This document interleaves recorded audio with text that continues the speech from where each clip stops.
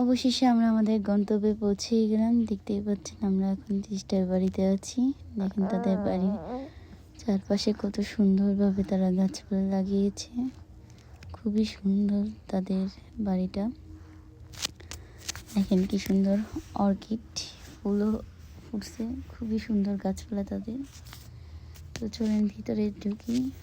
দেখেন এটা আমাদের গোসলা ঘর, ছোট্ট টিস্যু। এখানে আমার মেয়ে বসে আছে। এখানে তাদের সম্প্রদায়ের সিস্টারদের কিছু ছবি।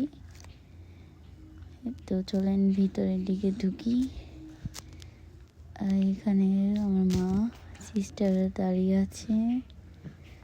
তো দেখেন তাদের ঘর বাড়িটা কত সুন্দর। আমি হাঁটতে হাঁটতে যাচ্ছিলাম তাদের ভিতরের দিকে। কত সুন্দরভাবে তারা তাদের ঘরটা সাজিয়েছে।